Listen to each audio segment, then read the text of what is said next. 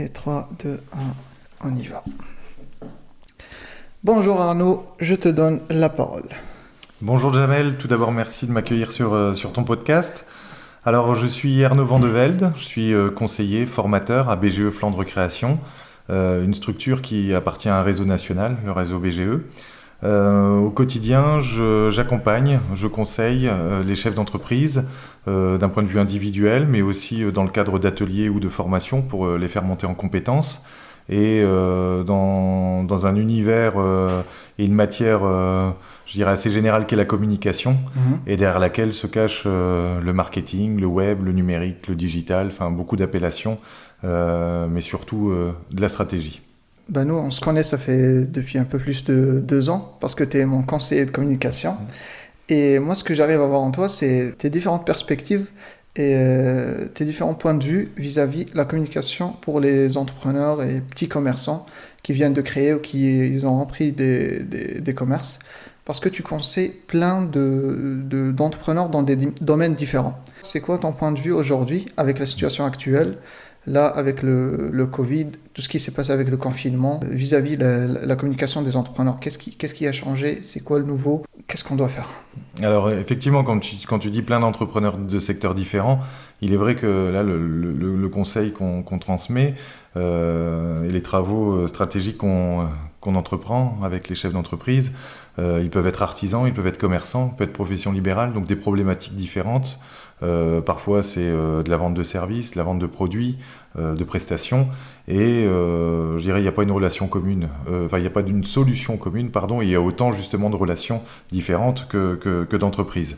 Par rapport à la situation actuelle, ou passée, mais qui dure, quoi qu'il arrive, effectivement la stratégie était peut-être, sans dire un luxe, parfois une option. De se dire je compte que sur mes produits, je compte que sur mes services, je fais confiance au marché, s'il y a de l'offre et de la demande, c'est bien. Aujourd'hui, sans dire que tout a changé, beaucoup de choses se sont amplifiées, se sont, comme on dit, exacerbées, c'est-à-dire que il y avait déjà une volatilité chez les clients, c'est-à-dire que la fidélisation, c'est quand même quelque chose de pas simple à mettre en place pour une entreprise, aussi petite, moyenne ou grande soit-elle. Mais là, on s'est retrouvé dans un contexte où on avait des nouveaux clients qu'on ne connaissait pas, il y avait des anciens qui ne venaient plus, et que les critères d'achat, notamment, étaient complètement bousculés. Donc effectivement, la stratégie, c'est quelque chose qui, pour y revenir, a toujours été essentiel, mais en tout cas aujourd'hui, à mon sens, est obligatoire. Du coup, ce que tu veux dire, c'est que pour certains commerçants, avant la crise, c'était un petit peu un luxe de se faire une stratégie de communication et d'investir là-dedans. Mais maintenant, c'est devenu obligatoire Oui, avec tout tout ce à qui se fait. passe. Ouais, quand on dit obligatoire, c'est indispensable. Je dirais, il y a beaucoup de choses qui ont été bousculées. Il suffisait d'avoir le bon produit, je dirais d'avoir la bonne relation cliente, qui aujourd'hui est encore essentielle. Mais la stratégie n'était quelquefois entre guillemets, une formalité. Il suffisait peut-être d'avoir une exclusivité, d'être bien situé, mais là maintenant, il faut aller beaucoup plus loin, quoi. Donc tout ce qui est méthode, tunnel de vente, inbound marketing, etc., sont peut-être encore des mots très méconnus des entrepreneurs, mais parfois inconsciemment, il y a une maîtrise de cette discipline. Mais aujourd'hui, il faudra être conscient que il y aura aussi bien, comme on dit, des gestes à adopter, il y aura des stratégies à adopter également. Qu'est-ce qui a changé beaucoup plus dans le côté inbound marketing? C'est le comportement du client? C'est vis-à-vis quoi? Alors le inbound marketing, alors bon, les définitions, je dirais, il y en a pas, à mon sens, une officielle. Pour l'expliquer à nos auditeurs de façon peut-être le plus dévulgarisée possible, on se rend compte, et ça nous concerne aussi peut-être, que un consommateur fera confiance à une marque, à une entreprise, si cette entreprise lui transmet, lui affiche un contenu utile. Si un poissonnier transmet des recettes, si un formateur partage sur son site web la réglementation ou le droit à la formation, voilà. Et bien là, on aura créé une sorte de capital sympathie qui fait qu'après c'est le client qui vient. Donc on ne vend pas qu'un produit, on vend d'abord une info, un service, une astuce. On facilite la vie d'un client potentiel et lui, un peu comme un aimant, le pôle plus de l'entreprise et le pôle moins du client s'attirent presque magiquement quand les attentes, les freins, etc. sont assouvis par l'entreprise. Mais voilà, on va être attiré par un magasin parce que on pourra personnaliser une partie des objets qu'on peut acheter. Il y a d'abord une relation, il y a un échange, il y a un conseil. On parle beaucoup de service après-vente, mais là c'est presque du service avant-vente.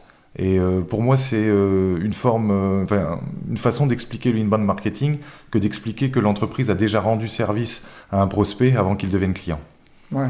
Ouais, c'est de bâtir la relation avant, au préalable. C'est quoi vraiment on va dire, les failles que les commerçants font ou les erreurs qu'ils commettent vis-à-vis de leur stratégie de marketing quand ils vont directement aux clients, directement aller vendre, chercher de vendre leurs services avant d'établir une relation? Je dirais la faille, je pense que c'est le mot juste, c'est que un entrepreneur peut oublier l'offre, c'est-à-dire qu'il pousse le produit, il pousse le service en se disant j'ai besoin de le vendre, sans forcément s'imaginer à quel niveau, à quelle intensité le prospect a besoin du produit. Ouais. C'est-à-dire que c'est presque l'imposer, quoi. C'est comme les affiches dans le métro, je dirais ça fait quand même une certaine dimension. Donc c'est ça, c'est presque de la communication, comme de la communication de masse. Tu ne peux pas passer à côté, achète-le, Ouais. et voilà. Tandis que là, je dirais le client, je l'ai évoqué tout à l'heure, il est volatile, il regarde à la concurrence, il alterne sa consommation dans des entreprises de proximité ou quelquefois il peut acheter sur le web. Donc aujourd'hui, c'est une cible mouvante, le client. C'est une cible mouvante, d'autant plus avec ce qui se passe maintenant, dans ces circonstances. Et quand tu as parlé de besoins, par exemple, et les entrepreneurs qui viennent te voir pour des conseils, qu'est-ce qu'ils doivent améliorer dans leur stratégie? Alors le besoin qui est évoqué suite, comme tu dis, à la crise du Covid, est souvent un besoin qui existait avant, mais qui était considéré soit comme superflu, soit qui n'était pas du tout capté par l'entrepreneur. Ouais. Donc je m'explique, c'est-à-dire que quand on est dans une période où les gens vont pas passer devant ta vitrine, quand on est dans une période où parce que ta trésorerie a mal, tu vas pas débloquer un budget à la radio, etc. Ça veut dire qu'il faut communiquer autrement. Et communiquer autrement à distance, quand les gens sont, quand je dis cloîtrés chez eux, eh bien, soit faut user de facéties, d'astuces, soit, comme beaucoup sont orientés, eh bien, l'option c'est le numérique, c'est le web, etc. Donc effectivement, les besoins des entrepreneurs en compétences, ça a été surtout de se rendre compte qu'ils n'étaient pas assez armés pour se livrer quelque part, je reprends le mot, à cette guerre, et que voilà, il y avait des failles par rapport au numérique, il y avait des failles, un manque de notoriété aussi, c'est de se dire tout compte fait, quand les gens sont pas entre guillemets en liberté dans la rue, ils me connaissent pas ou ils me reconnaissent pas. Donc voilà. Et puis après, il y a comme toute situation de crise, ça a des conséquences, je vais pas dire positives, mais ça rapproche aussi les gens. Et les gens, donc le consommateur, le client, lui avait son petit réseau et sa famille, son voisinage qui disait moi je vais là acheter mes légumes, moi je vais là acheter ma viande, tiens je vais ici pour dépanner ceci, etc. Et du coup il y a comme une nouvelle cartographie des entreprises qui a été mise en place pendant cette période de confinement. Et la plupart ont gardé certaines habitudes. Peut-être une grande partie sont revenus à quelques anciennes habitudes, mais quoi qu'il arrive, ça a bousculé, ça a secoué le bocal, comme on dit. Un changement radical du comportement client, enfin des comportements des gens en général. Oui, et c'est ce qui guide quelque part, je dirais, les initiatives, les investissements des entreprises, etc. Alors je dirais comme dans un bateau, on apprend à être marin lors d'une tempête. Ah oui, c'est vrai. Donc c'est un peu dans cette idéologie-là que certains ont su sortir leur diplôme de marin et que d'autres ont appris en mer. Et que peut-être, et dommagement, une troisième catégorie ne sont pas revenus au port. Ça décrit bien ce qui se passe actuellement. Ouais, c'est vrai. Parce que, il y a ceux qui s'adaptent difficilement, il y a ceux qui n'ont pas pu s'adapter. Oui, alors c'est quelquefois et souvent malheureusement une question de moyens, hein, de trésorerie pour l'entreprise, mais c'était aussi une question de, quand on parle d'adaptabilité, on parle aussi de réactivité. C'est-à-dire que là, il fallait faire vite. On ne savait pas quelle durée ça allait prendre, ce confinement notamment, mais après, et toutes les conséquences après aussi.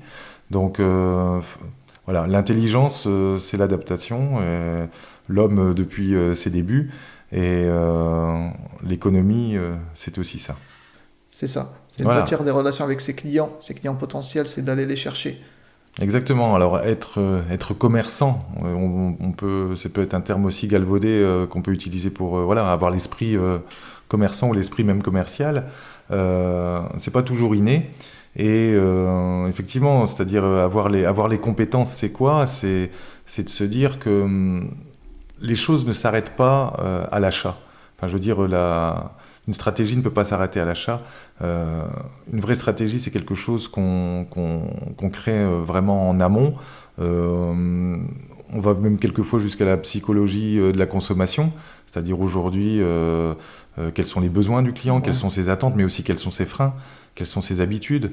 On vit dans le big data, hein, avec les données croisées comportementales, fréquence d'achat, montant du panier, distance parcourue jusqu'au lieu de vente quand on nous demande notre code postal, etc. Donc ça plaît pas à beaucoup de monde de savoir qu'on est on est des QR codes, quoi, ou des codes barres ambulants. Ah oui, c'est vrai. Et pour autant, c'est aussi quelque chose qui permet à des entreprises, et pas forcément que les plus grandes, eh bien, d'exposer une offre la plus adaptée à sa clientèle. Donc ça, c'est la première chose. Et quand je parle de stratégie, donc c'est en amont, c'est-à-dire connaître sa cible, créer des profils, alors on peut dire des avatars, des personas. Enfin, en marketing, il y a pas mal je dirais de travaux et de chantiers qui permettent aussi de débuter une histoire, on va dire, par rapport à une entreprise. Et aller surtout, et ça effectivement c'est des discussions que j'ai très fréquemment avec les entrepreneurs, c'est mettre en place des stratégies mais qui sont mesurables. C'est-à-dire ? Alors quand on dit mesurable, c'est-à-dire qu'on utilise, alors selon les métiers, les secteurs, la mesure peut être différente, c'est-à-dire des indicateurs. Okay. On parle, alors là c'est du jargon, mais certains se reconnaîtront peut-être dans ces indicateurs, mais ça va du compteur analytique de visite d'un site web avec Google Analytics, je prends cet exemple, un outil en ligne, mais ça va jusqu'à des indicateurs comme un taux de conversion, un taux de transformation, un taux de rachat, un taux de rebond pour un site internet. Donc ces indicateurs permettent non seulement de nettoyer un petit peu, je dirais, l'offre inutile, hein, qui n'est pas attendue ou qui n'est pas assez mise en valeur, mais qui permet surtout aussi de souligner ce qu'aujourd'hui le marché attend et où se trouve la demande. Donc des indicateurs, c'est vraiment un conseil qu'on donne même à la plus petite entreprise. C'est combien de devis tu transformes, combien, je dirais, où se situe ta zone de chalandise, où sont la majorité de tes clients. Est-ce que tu es sur une loi où 80% de ton chiffre d'affaires est fait 20% par les clients ? Et si oui, on peut se dire que c'est pas mal, mais on peut se dire aussi que s'il perd son gros client, il aura perdu, je dirais, les 4/5 de son chiffre d'affaires. Donc toujours avoir des indicateurs. Aujourd'hui, naviguer à vue, sans dire que c'est un luxe, pour reprendre le terme de tout à l'heure, mais c'est peut-être aussi, je dirais, un piège constant à soi-même. Il faut vraiment connaître sa cible et son client, son avatar. Il ne faut pas se lancer dans le vide et essayer de vendre à tout le monde, parce que sinon on ne vend à personne. C'est souvent effectivement contre-productif que de se dire que du mass média, de la communication, je dirais, large, imprimer 200 000 flyers va pas rapporter le double que d'imprimer 100 000 flyers. Ouais, c'est vrai. Donc aussi bien pour, je dirais, du marketing en ligne que du marketing, je dirais, direct ou offline, comme on dit, en présentiel, c'est pas du tout pareil. Ce qui a bousculé aussi, alors les villes ont peut-être, je dirais, des propositions différentes, mais les salons, les marchés, il y a quand même, le Covid a bousculé un grand nombre de tout ce qui réunissait forcément du monde. Ouais. Et quelques entrepreneurs utilisaient quand même ces moyens de communication événementiels. Et là, c'est vraiment se sentir démuni que de se dire qu'on va à la rencontre d'un client sur une place de marché et qu'il n'y a personne ou qu'on n'a pas le droit d'y aller tout court. Ça se fait sur Zoom. Maintenant, tout est en ligne, conférence et tout ça. Ouais. Ça tout a changé. Et du coup, il faut s'adapter. Il faut pas. Parce que, par exemple, les compagnies d'assurance, je sais qu'ils faisaient leurs ventes en présentiel, mais maintenant, c'est 80-90% en Zoom, des ventes d'assurance et tout ça. Alors c'est vrai que ce confinement et cet effet visio a bousculé les codes et que nous on l'a bien vu, on a fait énormément de formations. Ouais, Alors qu'on est un centre de formation, je dirais présentiel, hein, je veux dire, quand je dis traditionnel, c'est pas péjoratif, mais que la visio a permis plein de choses. Il y a toujours des avantages qu'on peut y voir. On peut gagner du temps, un temps de déplacement aujourd'hui, une concentration, le fait de mesurer aussi le temps, de donner un rendez-vous à une heure de début, une heure de fin, etc. Mais comme tu le dis, des professionnels se sont appropriés l'effet visio en se disant que de toute façon, je pense à des coachs sportifs, je pense à des nutritionnistes, ouais. diététiciennes, etc. Bon, alors c'est sûr que la coiffure, elle s'est bien mise en parenthèse pendant un moment, mais en tout cas, effectivement, il y a des métiers qui sont adaptés et avec le smartphone, avec l'ordinateur, quelquefois avec d'autres médias, une tablette, etc. Aujourd'hui, il y a pas mal d'entreprises qui continuent à utiliser les moyens qu'on a tous découverts depuis le printemps, malgré le déconfinement. Donc voilà, c'est sans dire une résistance ou forcément une méfiance. Une crise sanitaire peut pas avoir un bon côté.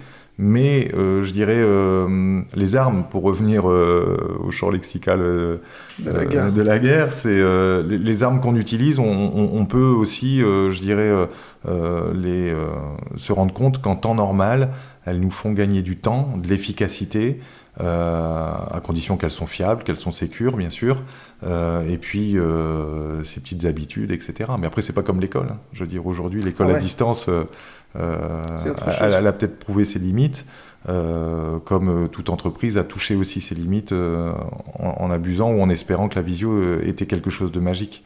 Il fallait naturellement, en plus du moyen technique, avoir, je dirais, redoubler même de confiance, d'explication, etc.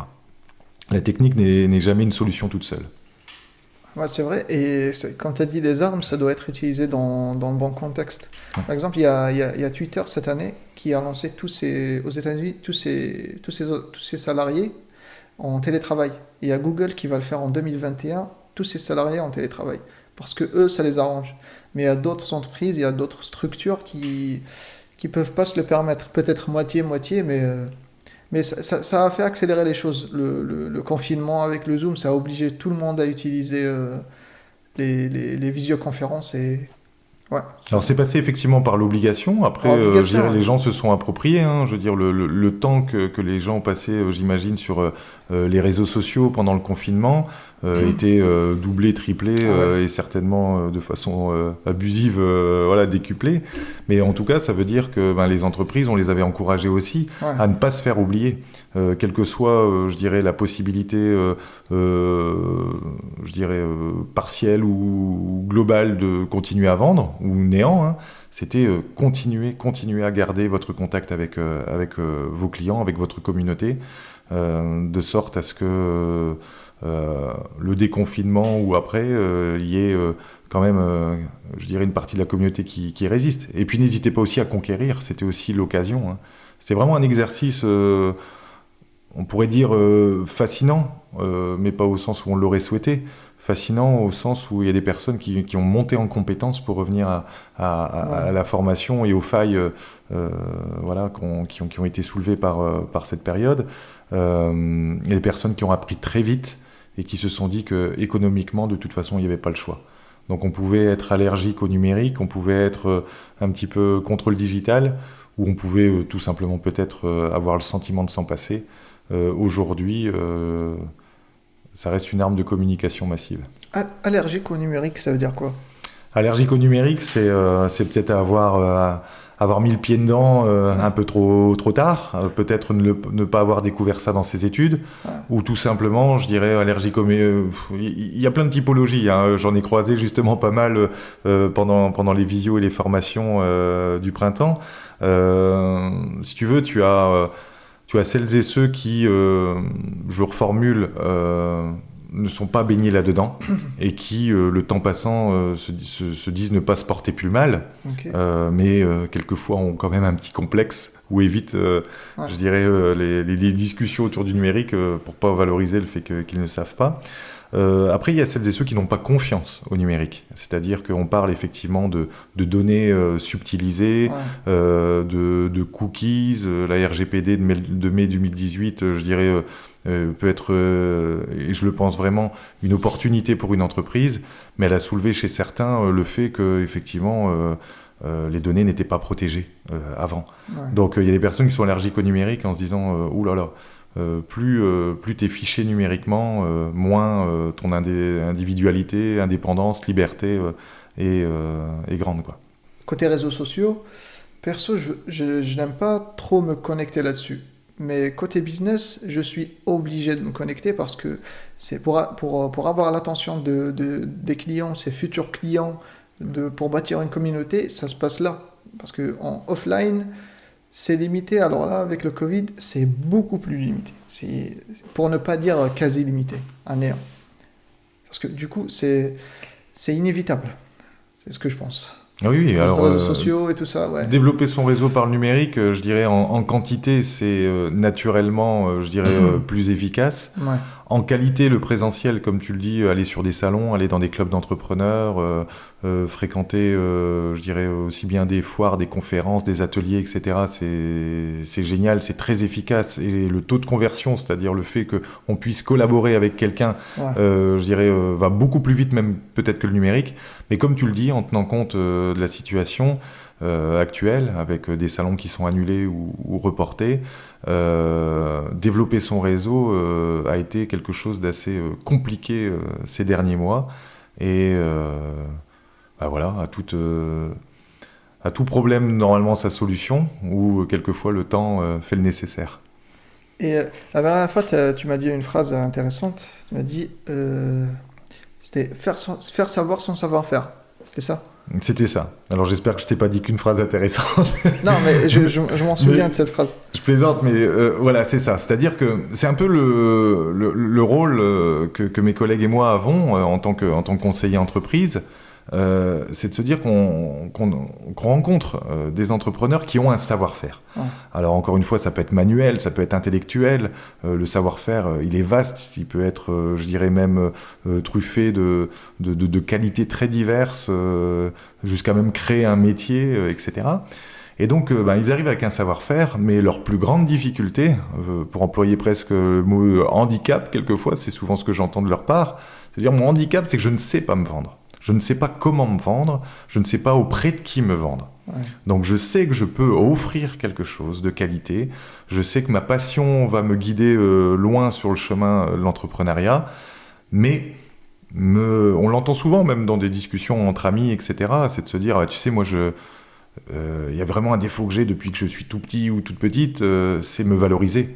Le manque de confiance, le regard qu'on a sur soi, quelquefois c'est l'éducation, ne pas avoir eu ne serait-ce que peut-être pas un modèle mais une inspiration de quelqu'un qui a créé, qui s'est lancé, qui a contourné le jugement, qui a pris le risque, parce que c'est ce qu'on entend aussi très souvent dans les bureaux quand on rencontre des porteurs de projets, c'est, vous savez, on pose la question, est-ce que votre entourage vous soutient dans ce cheminement d'entreprendre ? Et quand je dis le n'est pas rare, il est surtout fréquent de dire que pour les plus jeunes, il y a une crainte des parents, pour les couples, il y a une crainte du conjoint ou de la conjointe, c'est de se dire mais t'es dingue, on entend des entreprises qui ferment, etc. Pourquoi tu vas créer ? Et mais poussé plus par la passion que par l'inconscience, pardon. Je dirais la détermination, la ténacité. Là, pour le coup, c'est des vraies armes et c'est des leviers. Voilà. Le socle, c'est la motivation. Donc, pour en revenir à ce qu'on disait sur le fait que, certes, la motivation, la formation, le numérique, c'est quelque chose qui n'est pas, non pas accessible, mais en tout cas, c'est pas quelque chose d'intuitif pour tout le monde et pour les entrepreneurs. C'est aussi de se dire qu'un entrepreneur, c'est quelqu'un qui doit faire plusieurs métiers. Sans la citer, il y a une publicité je dirais, qui passent sur le web et peut-être au cinéma, sur le fait qu'un entrepreneur dise ah bah oui mais moi je suis expert comptable, ah ouais mais moi je suis jardinier, ouais moi je suis voilà. Mais en fait, t'es qui? En fait, je suis entrepreneur parce que je dois tout faire. Je dois m'occuper de ma com, je dois être commercial, je dois être comptable, et puis surtout, je dois faire mon métier. Je dois bien le faire. Donc, un savoir-faire, c'est bien, mais sans le faire savoir, bah, ça reste un petit peu, je dirais, un talent enfoui, une qualité non révélée, ou, je dirais, une chanson que personne n'a écoutée, quoi. Ouais, c'est vrai, un secret bien gardé. Un secret bien gardé, ouais. Et du coup, il faut vraiment savoir, c'est c'est l'une des compétences principales, c'est de savoir se vendre. Alors Non c'est une seulement compétence savoir... nécessaire, ouais. La Ouais. principale, c'est naturellement le savoir-faire, mais savoir-faire, c'est savoir vendre quelque chose qu'on n'a pas fabriqué aussi, hein. Mais effectivement, je dirais avoir le plus beau des produits, le plus beau des services, si on ne sait pas à qui le vendre, où le vendre, quand le vendre, ou si en tout cas on sait poser les questions sans avoir les réponses, ça reste un jeu très très aléatoire, c'est la roulette. Et comment les entrepreneurs qui ont la faille de ne pas savoir se vendre s'améliorent dans ce côté-là? Alors il y a plusieurs pistes. Quand je dis plusieurs, je serais incapable de donner tous les chemins possibles vers cette réponse. Mais il y a des personnes qui savent bien se faire entourer. Donc ça c'est important aussi. Quand je dis ça, c'est quelqu'un qui a autour de lui des personnes qui ont un réseau, des facilitateurs, des influenceurs, comme on pourrait dire sur le web, eh bien ce quelqu'un, je dirais, c'est comme s'il externalisait, c'est comme si son service communication, c'était son entourage. Alors quand je dis entourage, c'est pas que familial, hein, ça peut être une rue commerçante qui a tellement d'attrait, d'originalité, etc., qu'elle fera vivre un peu, beaucoup, passionnément, n'importe quel commerce qui y siège, si je prends ce premier exemple. Après, c'est quoi les plans B? Enfin, comment réussir sans faire savoir? Si on ne sait pas le faire soi-même, je dirais, c'est le conseil qu'on donne aussi très souvent, et c'est pas beauté en touche que de dire ça, c'est qu'il faut faire confiance à des professionnels. Il y a des professionnels comme toi, il y a des professionnels, enfin, pour la vidéo, pour sublimer un produit, je dirais, un service, une prestation de service, pardon. Eh bien, à ce moment-là, c'est ça, c'est faire confiance à un indépendant, un freelance, une agence, pour faire partie d'une union de commerçants, un club d'entreprise, un club de zone, un club d'activité, faire partie d'un groupe, d'une communauté. Ça, c'est l'occasion aussi de faire savoir. Comme on dit, je dirais, tout seul on va plus vite, ensemble on va plus loin. On va plus loin. Donc ça, c'est une phrase qu'on lit beaucoup dans les articles dédiés à l'entrepreneuriat.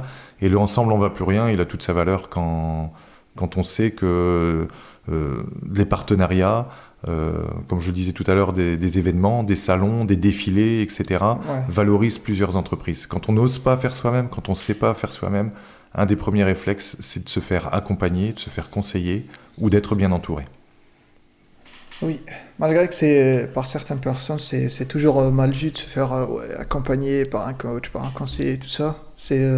Mais c'est nécessaire. Hein. C'est nécessaire et c'est trop positif. Parce que, comme tu as dit, seul on va vite, mais si on a les compétences, on va même pas vite. Hein. On va tout doucement, on va dans le mauvais chemin. Et... On tourne vite en rond, oui.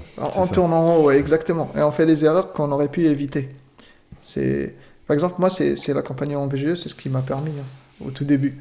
Parce que je savais faire mon métier, mais je savais pas tout ce qui était en lien avec le monde entrepreneurial et tout ça. Et du coup, ça m'a accéléré. Pendant la formation, ça a accéléré mes connaissances. Crois-moi, il y a beaucoup d'entrepreneurs dans ton cas, et je te remercie aussi de souligner que l'accompagnement, c'est pas du tutorat, quoi. C'est pas de l'assistance à entrepreneurs en danger. C'est une façon, je dirais, dès le début et dès le démarrage comme tu l'as fait, c'est d'avoir un tremplin. Donc un tremplin, ça permet d'aller plus haut ou plus loin, et surtout de durer. C'est-à-dire qu'il y a une statistique qui tient toujours et qui dure depuis des années, c'est-à-dire que se faire accompagner, je dirais, augmente considérablement le taux de pérennité de l'entreprise. Une entreprise qui n'a pas été accompagnée, sa durée de vie, elle est pas loin de 2 fois plus faible ou 3 que quelqu'un qui a été accompagné. Et l'accompagnement, ça peut être un conseil ponctuel, hein. C'est pas un coaching, je dirais, au quotidien, voilà. C'est pas... Mais Non, je suis convaincu de mon métier et de celui de mes collègues. Et, et on a encore, je dirais, un long chemin encore devant nous et beaucoup de personnes à soutenir et encourager. Aussi, ça se développe tout le temps, ça change, c'est dynamique. L'accompagnement, c'est pas quelque chose de statique, c'est-à-dire les stratégies, les tactiques, les techniques de comment accompagner les entrepreneurs sur quel point ça change selon le besoin et selon la situation. Alors c'est vrai Ouais. qu'il y a des situations qui sont quelquefois complexes. Hein. Être accompagné, c'est pas qu'avoir un parachute en cas de galère. C'est aussi de se dire, je veux développer mon projet, je veux enlever une branche de mon activité parce Voilà, que je me suis rendu compte que j'étais peut-être pas assez compétent ou que la concurrence était trop accrue. Et donc l'accompagnement, c'est ça, c'est être en face de quelqu'un qui a du recul, qui est neutre, et ça aussi c'est notre force, et qui ose dire. Qui ose dire, bah là, je te sens pas trop, ou ton chiffre a baissé, et poser les questions, je vais pas dire qui fâchent ou qui blessent, parce qu'on peut se tromper aussi, mais poser les questions essentielles. En disant, est-ce que ça fait 6 mois que tu t'es lancé, est-ce que c'est ce que tu imaginais, est-ce que tu dors bien, ou est-ce que tu dors trop? ouais. Et puis voilà, en fait, c'est pas le jeu de la vérité, mais je veux dire, l'accompagnement, c'est la seule règle, c'est pas bluffer, quoi. C'est de se dire, effectivement, j'ai des difficultés, je pensais pas que c'était comme ça, ou alors, là, j'ai une opportunité, est-ce que je dois investir, Voilà. etc. C'est vraiment avancer, d'une manière ou d'une autre, avancer.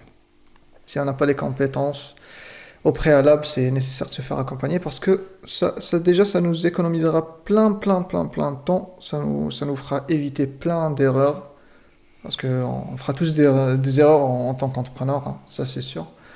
Mais c'est essentiel. Là, pour revenir sur le point de la communication, qu'en penses-tu du côté de la création de contenu comme stratégie de communication? Alors, comme on dit souvent en marketing, le contenu est roi. Ouais, Alors, roi, on le voit sous plusieurs formes et même plusieurs accents. Si on dit le ROI, un retour sur investissement, etc. Le contenu, effectivement, aujourd'hui, on l'évoquait un petit peu tout à l'heure avec une forme de marketing.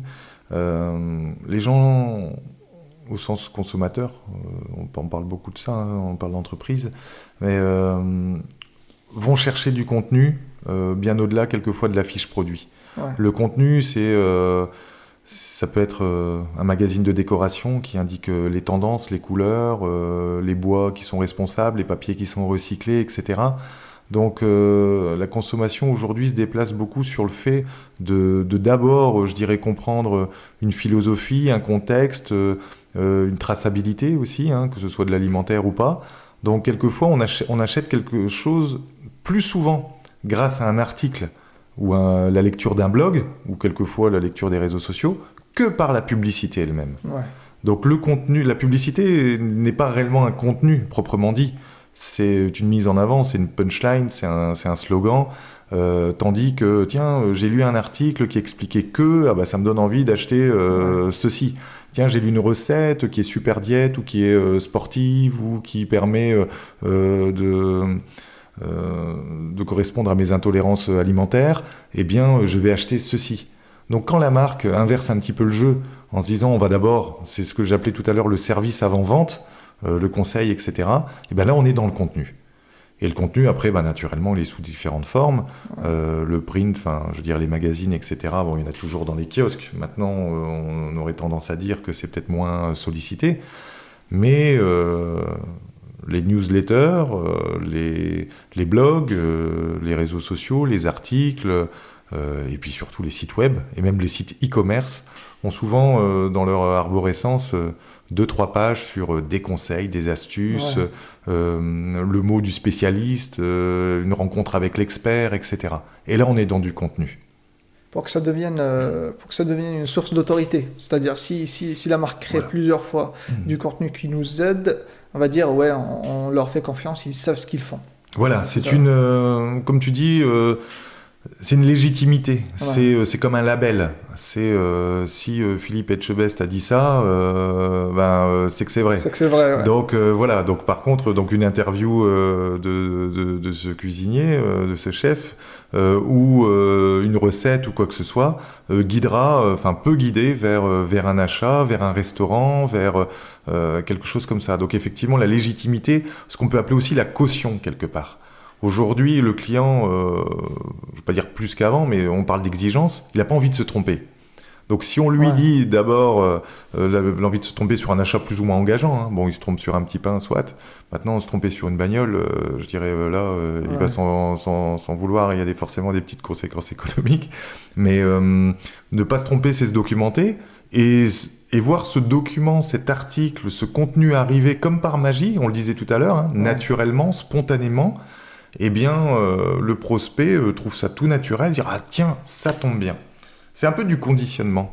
Quand je dirais, si je voulais acheter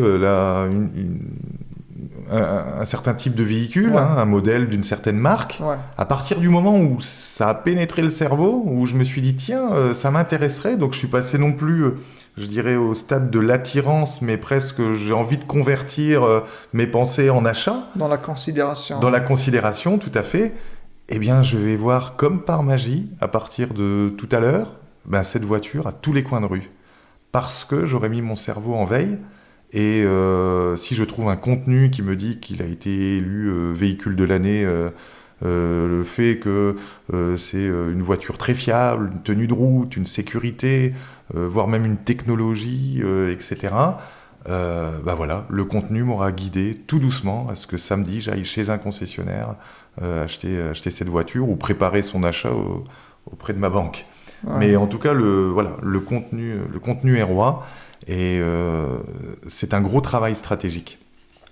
Ouais, c'est un grand travail stratégique. Moi, personnellement, je remarque que malgré la crise du Covid, il y a peu d'entreprises, on va dire, de grosses boîtes, surtout les grosses boîtes, parce que les grosses boîtes changent de stratégie très lentement. Parce qu'il y a plein d'exécutifs qui doivent donner, bien plein de cadres, plein de responsables qui doivent donner leur accord pour changer une stratégie.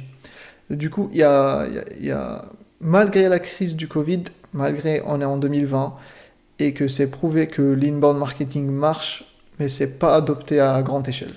C'est ce que Alors j'ai il remarqué. faut Ouais. effectivement, ouais, il faut des moyens et puis je dirais, on parlait tout à l'heure de mesures, mais créer la stratégie, la tester, l'assurer, la garantir, la fiabiliser, Voilà. parfois même l'adapter et ensuite et enfin seulement peut-être après l'achat la mesurer pour savoir si on doit adapter, abandonner, renouveler. Tout ça, ça prend du temps. Au-delà de l'énergie, les entrepreneurs ont énormément d'énergie. Mais ça prend du temps et on ne peut pas toujours retrouver. Alors, soit on a les moyens d'externaliser et de faire bosser des entreprises. Hein. Ouais. Il y en a sur le Dunkerquois, sur de l'informatique décisionnelle, sur de la com, du marketing, etc. Mais c'est pas un temps qui est programmé dans l'agenda de l'entreprise. Et donc, du coup, il est entre pas fait ou pas fini, pas achevé. Pas achevé, ouais. Parce que la première discussion, c'est retour sur investissement. Quelconque la stratégie que tu mets, c'est quoi le retour sur investissement? Ça, c'est beaucoup plus pour les e-commerce qui font de la pub, des Facebook Ads et tout ça. Ça, c'est clair, parce que tu as de la data, des chiffres, des analytiques, tu investis de temps dans ta publication, par exemple, des pubs de 10 secondes, tout ça, et tu vends en ligne. Mais c'est beaucoup plus difficile à calculer pour d'autres types d'entreprises, pour des ventes de services et tout ça. Ouais, alors une question que je pose souvent aux entrepreneurs depuis plusieurs mois, et c'est naturellement parce que j'ai croisé cette expression ou cette question plutôt dans pas mal de mes lectures ou de mes sources, c'est combien êtes-vous prêt à mettre pour un nouveau client? Combien êtes-vous prêt à dépenser, pardon, pour un nouveau client? Alors, à cette question, il y a souvent quelques longues secondes de silence, de se dire ah ouais, combien je suis prêt à mettre pour pouvoir avoir un client. Alors forcément, il n'y a pas une réponse, il n'y a pas une formule ou un algorithme pour tout le monde, mais c'est de se dire voilà, je vends un produit ou un service à 100 euros. si je savais qu'en marketing, je dépensais 5 euros pour avoir cette rentrée, ce chiffre de 100 euros, est-ce que je suis prêt à les mettre? Et si c'était 10, et si c'était 20, est-ce que c'est... Voilà. Et comme tu disais, tu faisais allusion à des grosses boîtes ou des gros groupes, etc.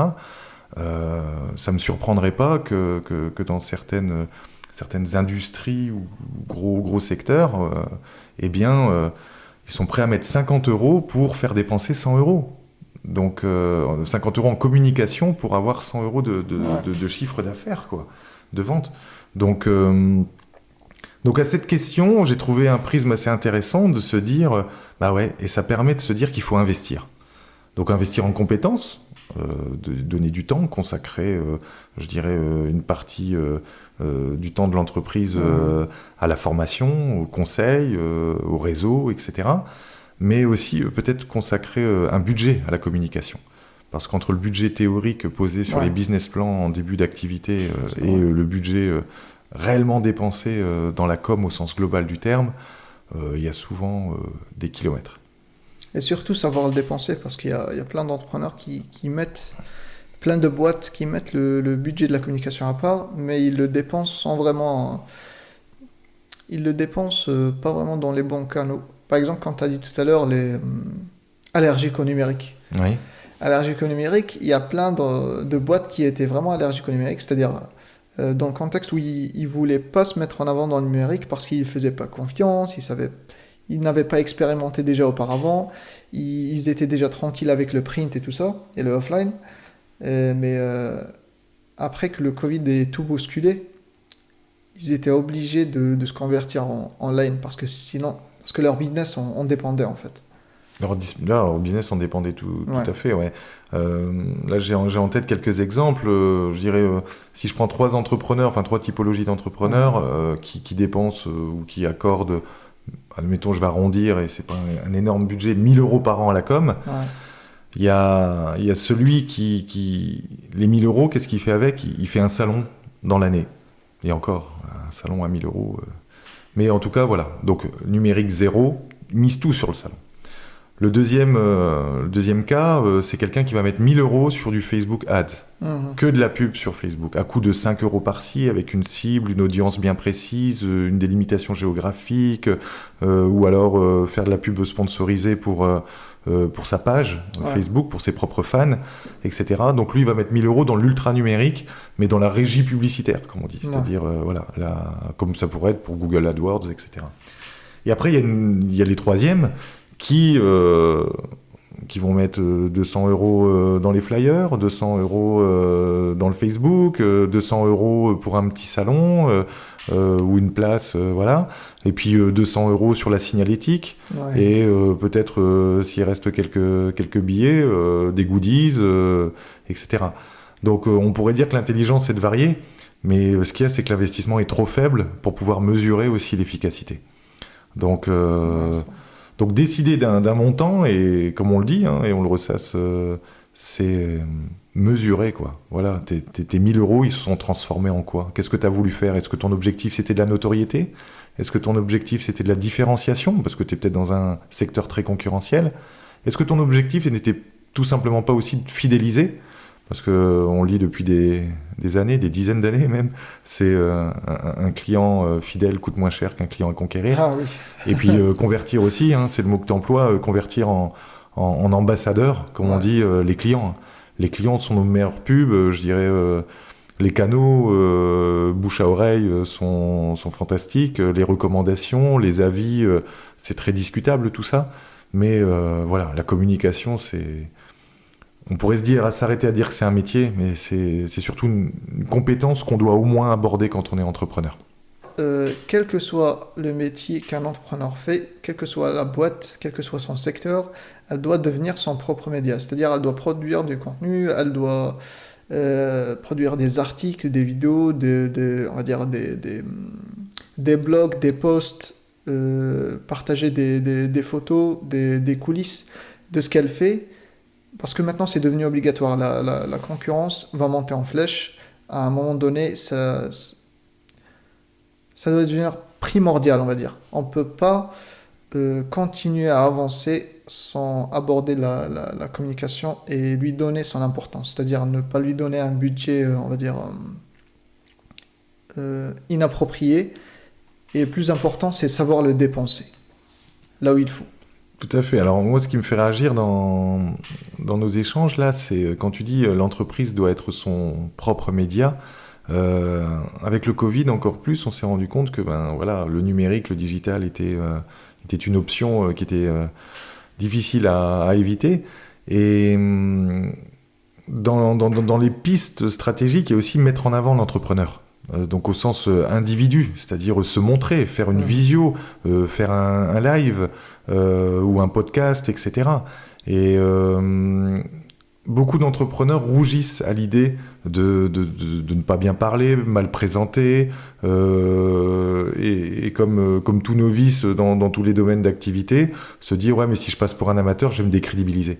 Or, être authentique, comme on dit, avec donc ses défauts par définition aussi, c'est une puissance aussi en communication, de se dire que voilà, on s'adresse directement à son public, on montre les coulisses de l'activité, avec ses bons côtés et les travers. On l'a vu pendant le Covid, des personnes qui disent moi, je peux vous livrer moi-même, alors qu'on n'avait jamais vu le patron du commerce. Et ça a créé aussi un capital sympathie. On a mis un visage sur une entreprise. Et l'entrepreneur est effectivement, je te rejoins, un média. Il a tout son rôle de devoir. Alors quand il est tout seul, c'est que lui. Quand il a son équipe, c'est aussi de la présenter. Un nouvel arrivant, un stagiaire, un apprenti. Voilà, humaniser.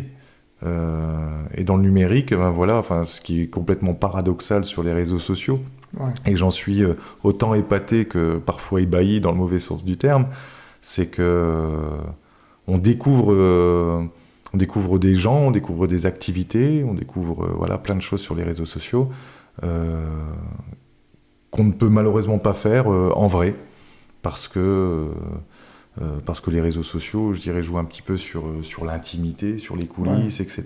Il y a des gens qui communiquent que par les réseaux sociaux dont on n'a jamais croisé, voilà. Donc, mais l'entrepreneur doit se dépasser de ce côté-là, je pense. On doit mettre un visage aussi sur une entreprise, surtout quand elle est indépendante.